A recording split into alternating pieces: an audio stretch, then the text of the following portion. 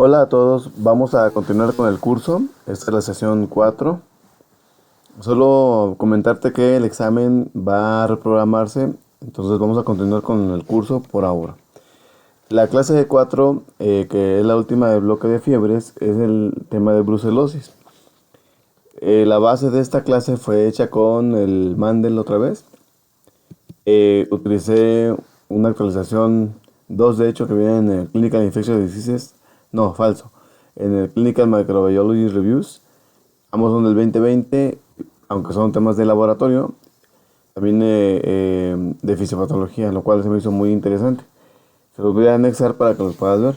Y tengo que recurrir a un documento viejo del Senaprece, que aquí no viene la fecha de la emisión en todo el documento, pero es de 2011.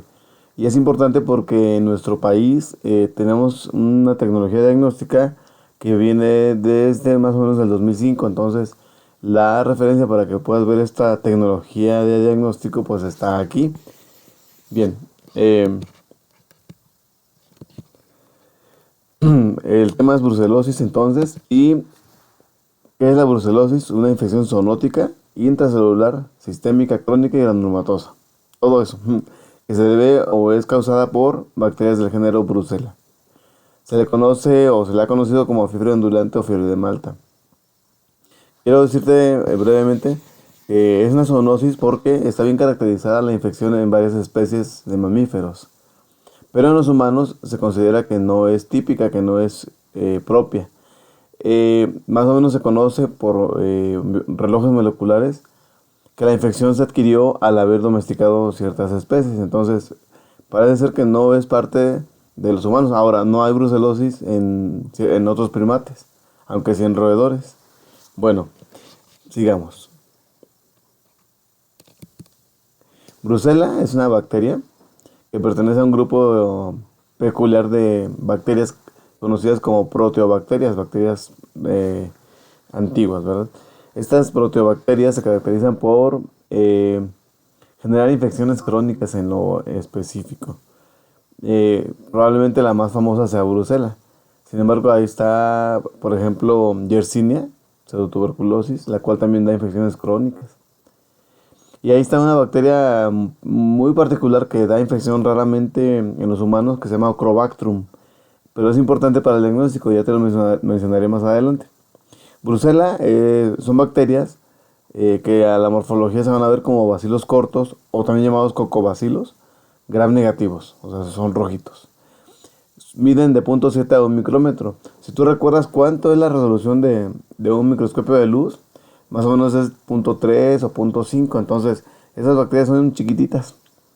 Ya con la tinción, la verdad es que se ven fácilmente, pero cuando no están teñidas son prácticamente invisibles. Bueno, son catalasa positiva, oxidasa positiva y ureasa positiva. Solo que en la mayoría de los laboratorios no se hace catalasa por el riesgo biológico. Se pueden generar aerosoles y esta bacteria se puede transmitir por aerosoles. Entonces, en general no se hace catalasa. Es un decrecimiento lento en comparación con otras bacterias. Sin embargo, no tan lento como las micobacterias.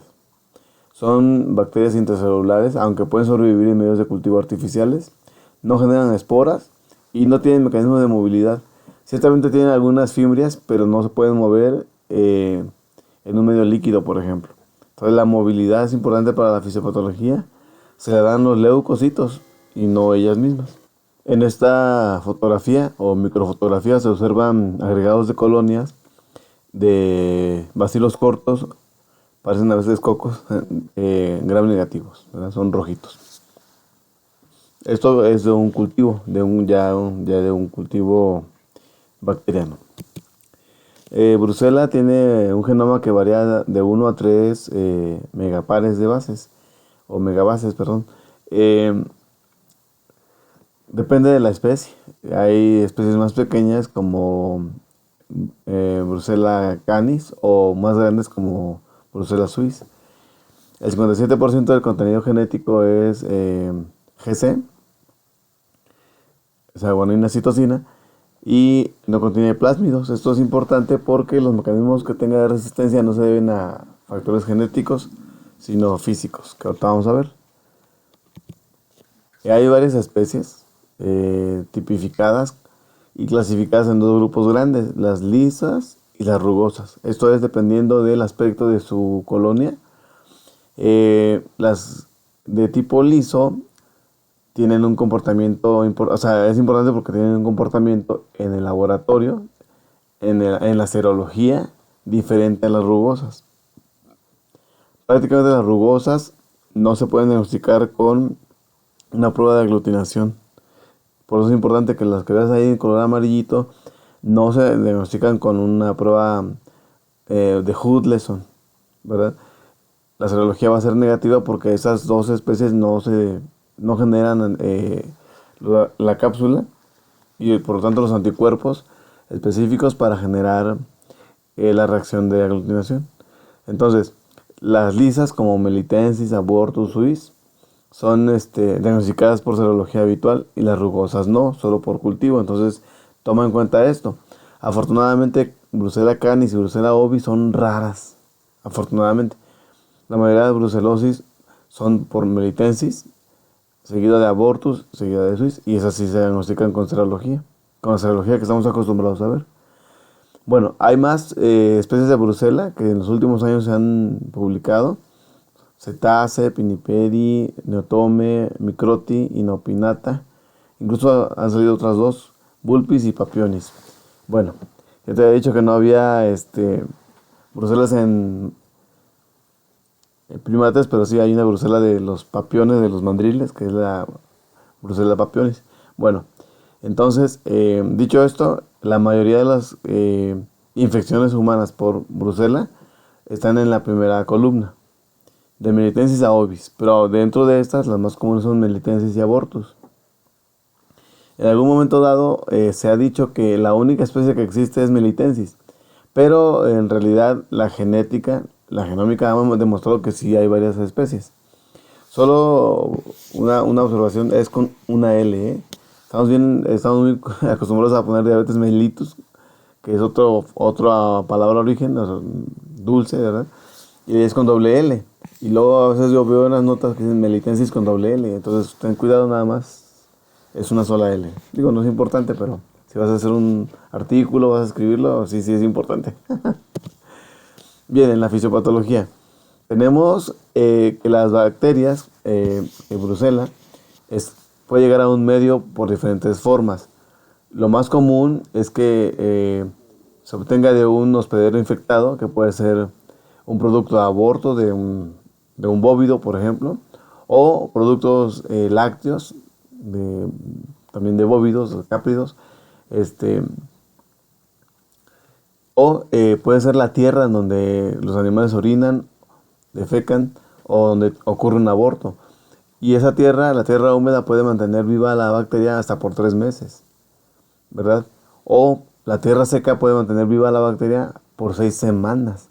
O sea, es muchísimo tiempo, esas bacterias son muy resistentes. Incluso se han encontrado bacterias que han sobrevivido más de un año en medios líquidos. Entonces, esto hace que la bacteria tenga cierta capacidad de contagiar, aun cuando no se vea, aun cuando se haya limpiado hasta cierto punto. Entonces, no es resistente, por supuesto, a los medios para sanear, para limpiar. Ahora, como dicen algunos, sanitizar, ¿verdad? No es resistente a eso, pero sí puede mantenerse en lugares que no han sido limpiados con jabón, con alcohol, y que se guarda humedad. Entonces, es una forma de contagiarse. La otra es por lesiones en la piel, ¿verdad? Eso ocurre en algunos profesionales tanto de la salud como los veterinarios, como de otras actividades como los tablajeros, los carniceros, por ejemplo. Por vía sexual también se puede transmitir. Y algo muy importante, que si se generan aerosoles de estas bacterias, se pueden transmitir por vía respiratoria. Entonces esto es muy importante. Por eso te decía que no se hace la catalasa en los laboratorios. Bueno, de alguna manera se hace o se genera un inóculo en el cual estas bacterias permanecen vivas, como ya viste, durante mucho tiempo, y pueden llegar a un hospedero susceptible. Realmente, al menos hablando de los humanos, no hay una inmunidad que garantice que la persona no se va a infectar. incluso las vacunas que existen dan poca inmunidad por poco tiempo. Entonces la verdad es que eso hace que no haya una vacuna para humanos. Si hay vacunas para los ganados, pero en los humanos la verdad es que da una respuesta muy corta y por poco tiempo.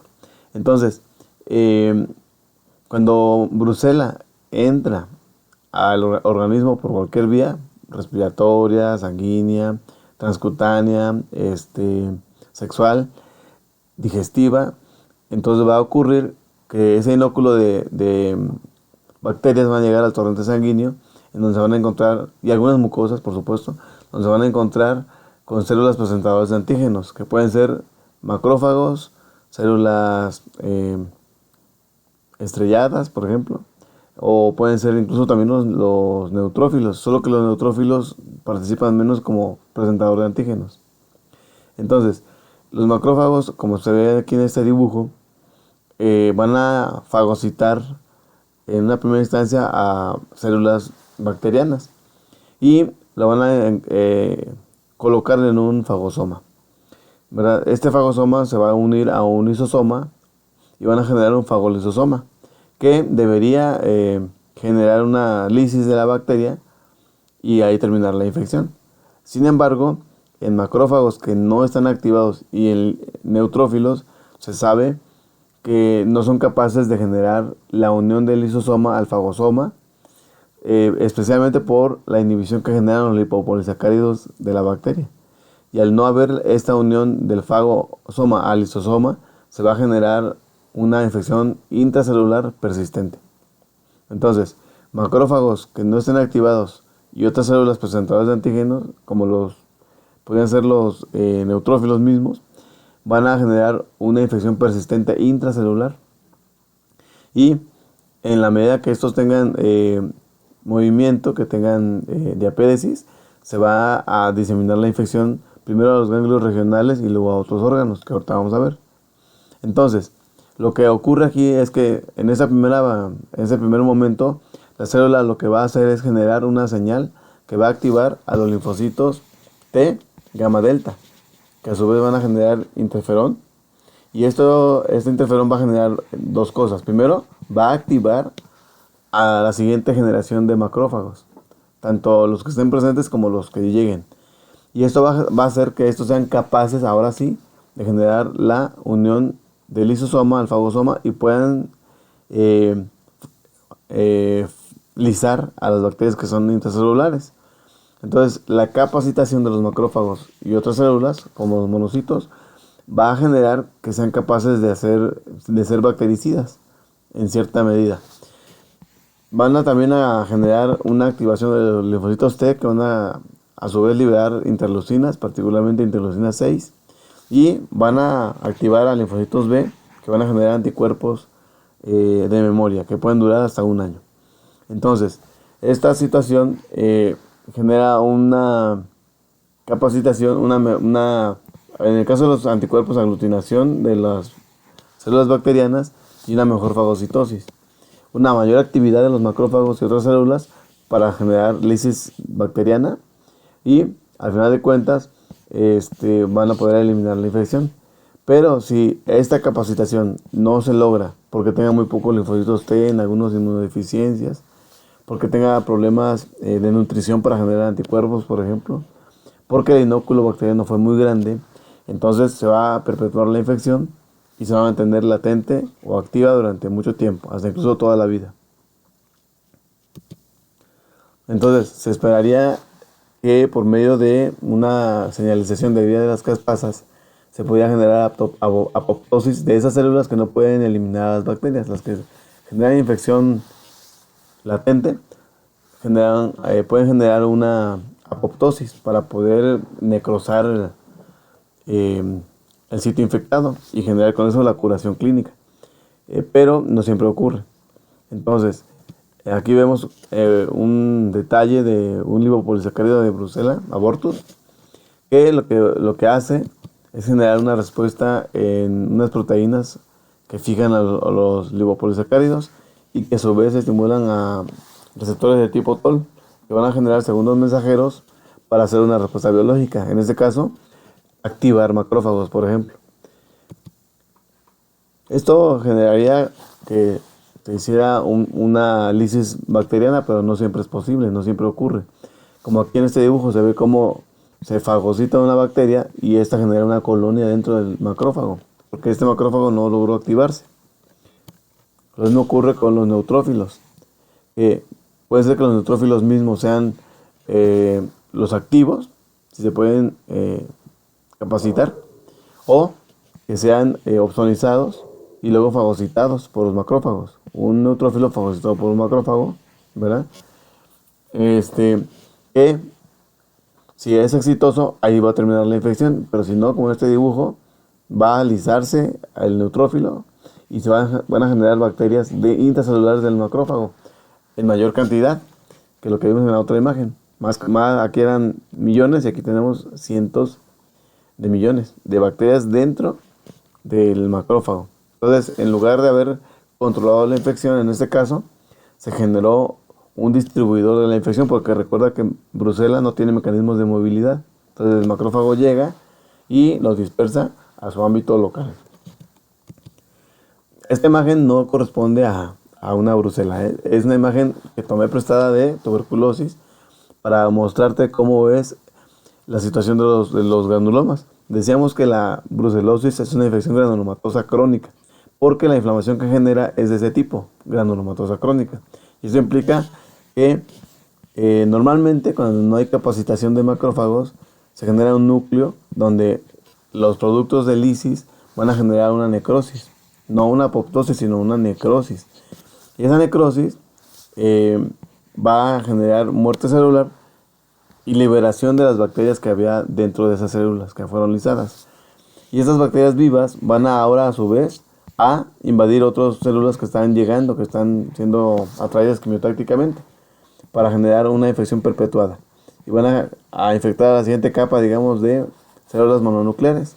Cuando estas se lisen, porque no pueden acabar con la infección, va a infectarse a la siguiente capa y luego la siguiente capa. Y nunca se detiene, de tal manera que se puede generar hasta un absceso, una infección, una osteomielitis, ¿verdad? Un absceso de psoas. Entonces, el asunto aquí es que se perpetúa la infección y se mantiene, a menos que los linfocitos T, que están aquí como puntitos negros, activen a esos macrófagos por las citocinas que ya platicamos. Y un macrófago activado sí puede ser una contención, puede ser una barra. Estos macrófagos negros que están acá van a generar un anillo en donde van a generar una lisis de todas las bacterias que se están fagocitando y van a contener la infección dentro del núcleo de ese granuloma como dentro de ese cinturón de macrófagos activados. Y si alguna bacteria llega a salir de este cinturón, van a ser fagocitadas por la siguiente capa de macrófagos activados. Pero esto requiere una señalización T-helper 1 y que haya suficiente interleucina 1 y 6, así como suficiente número de linfocitos T CD4 positivos. Si todo esto se logra, se contendría la infección generando un granuloma. Y entonces ahí podría mantenerse viva la bacteria en algún momento dado, pero se mantiene clínicamente sano el paciente. Ahora, si el paciente está desnutrido, tiene linfocitopenia, usa esteroides, que eso señaliza T-helper 2, ¿verdad? Baja los niveles de interleucina 1 y 6 y aumenta los de interleucina 8 y 12, y eso genera señalización T-helper 2, o sea, permisiva. Hace que se abra un camino para que salgan las brucelas y se siga perpetuando la infección.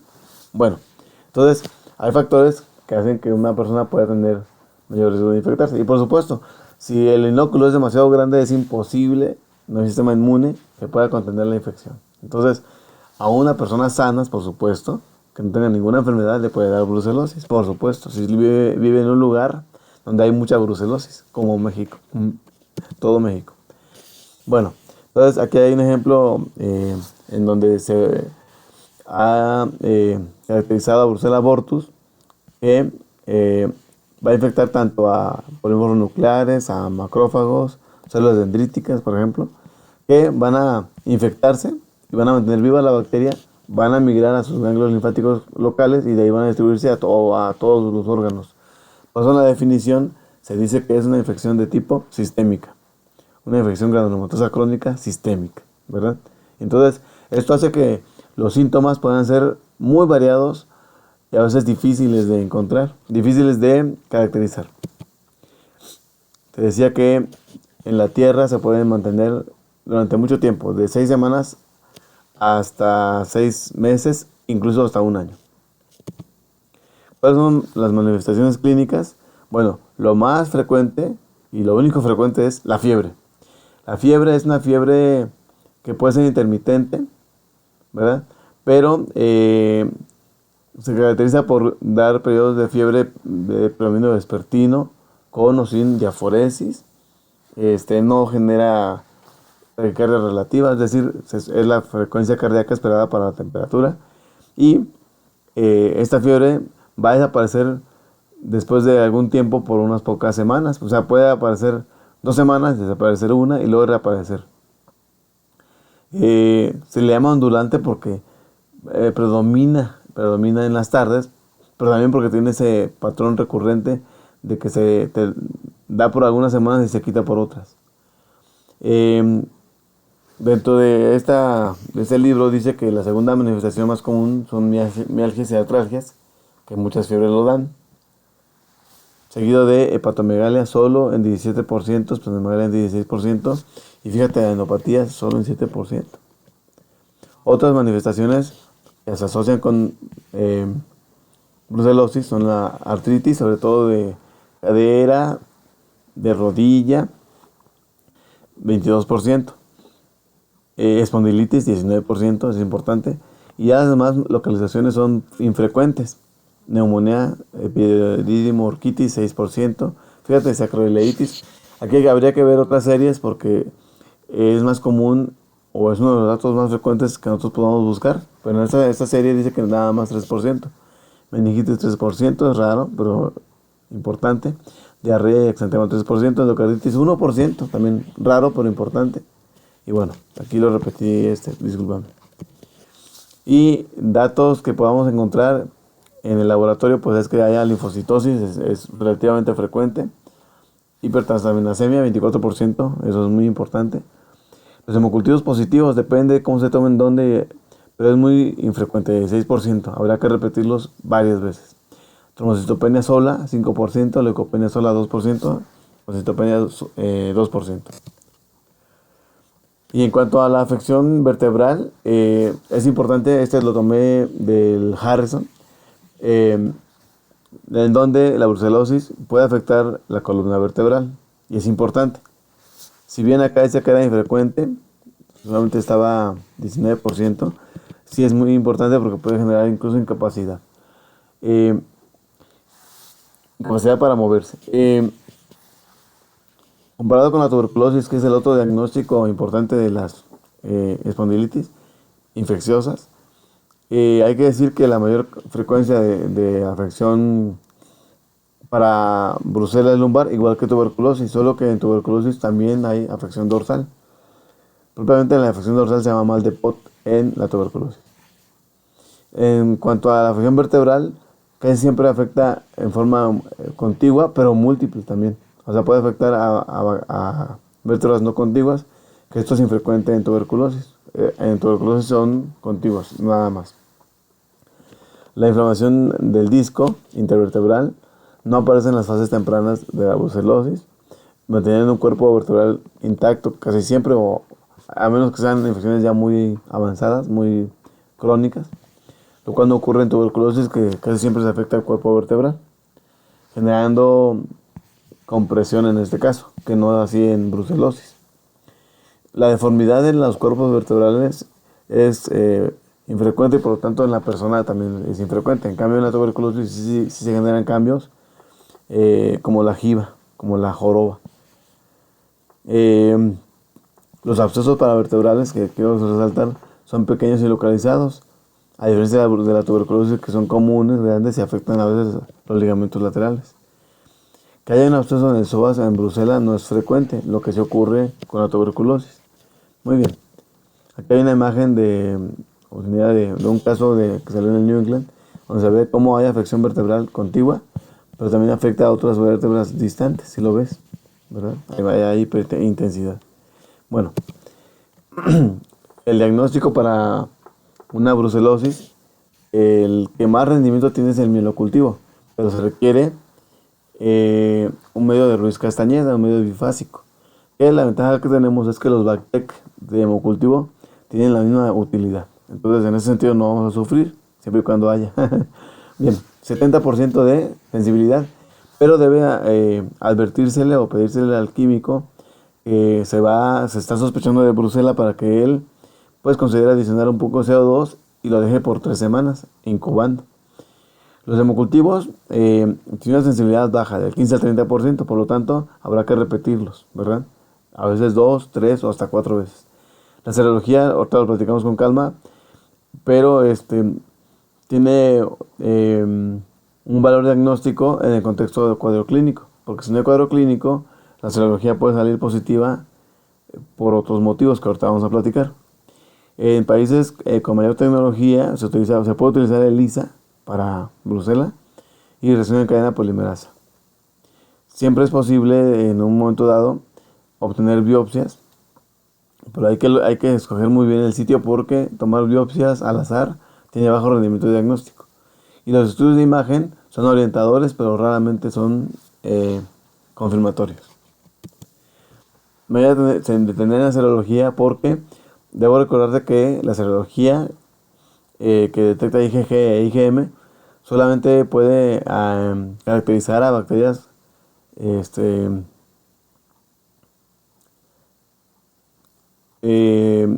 rugosas.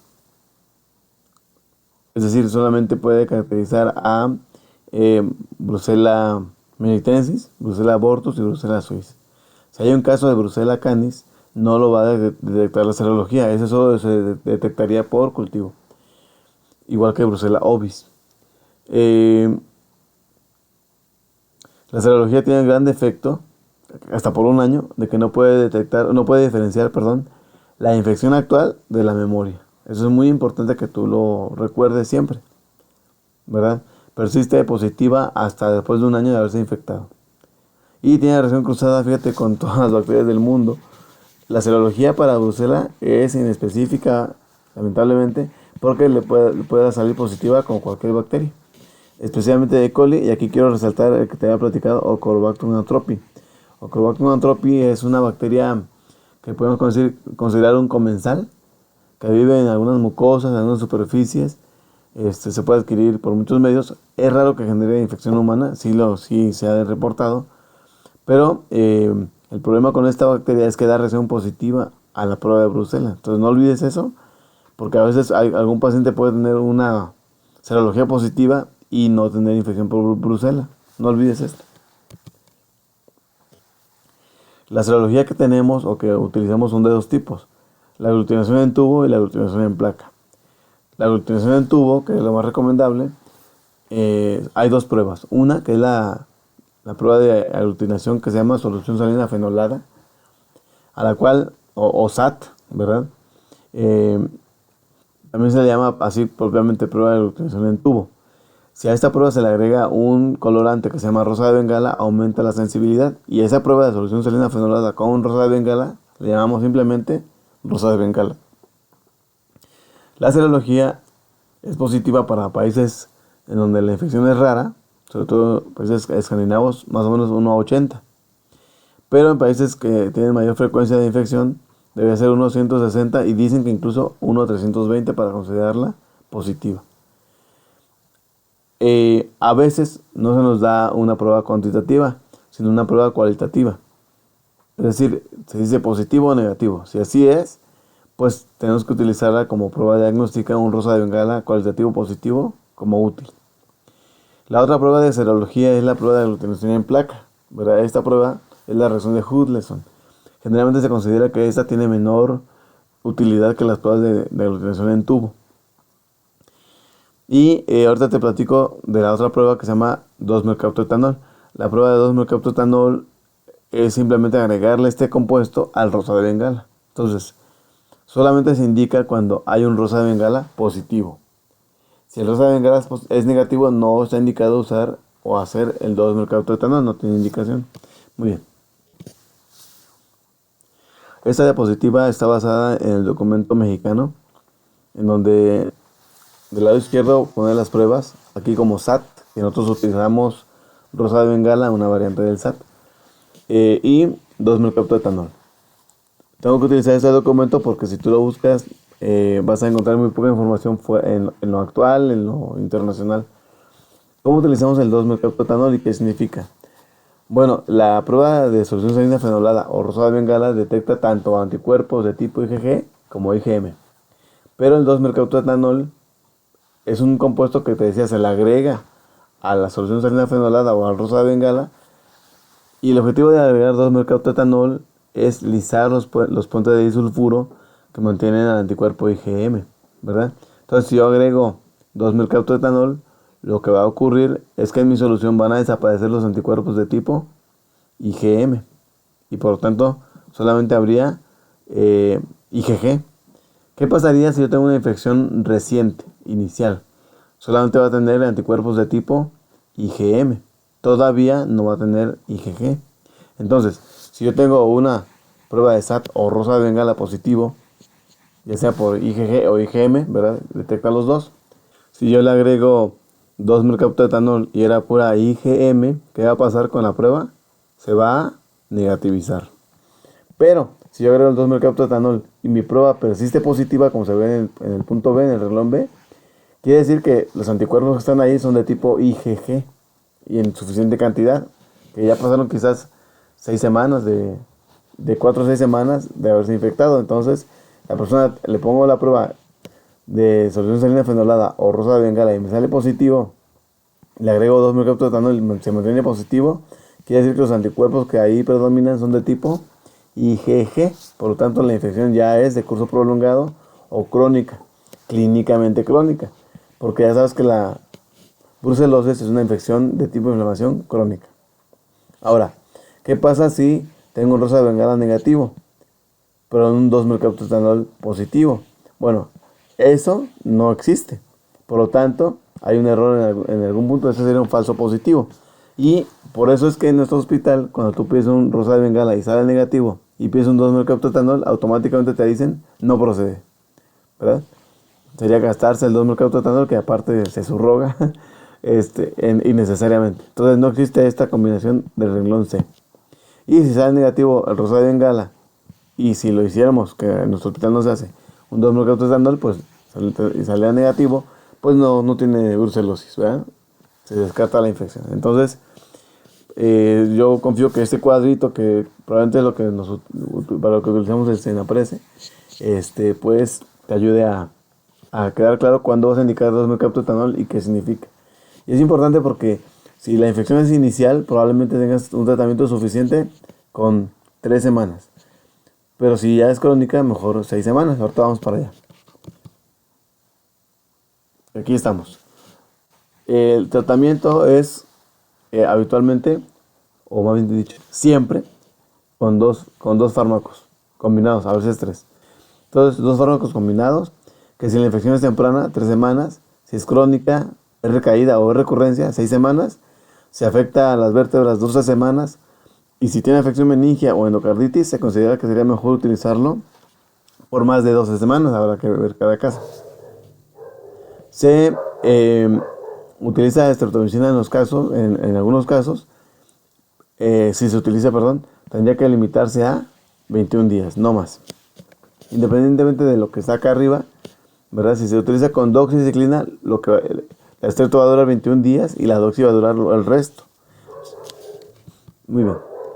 Este cuadro lo tomé prestado de New England Journal of Medicine, pero es del 2006. Te lo advierto porque, bueno, es muy viejo, pero lo utilicé porque las dosis son las correctas y son los fármacos que utilizamos para una brucelosis. Aquí habría que ver que en México se sigue utilizando tetraciclina, o sea, como indicación oficial, ¿verdad? La vida media, los efectos secundarios, las concentraciones intracelulares apuntan a que es mejor doxiciclina, que nosotros también tenemos. Pero en México se sigue recomendando como terapia tetraciclina. Entonces, si le preguntas a la guía, a la norma oficial, va a decir tetraciclina. Si le preguntas a tu médico de tu hospital, seguramente te va a decir doxiciclina.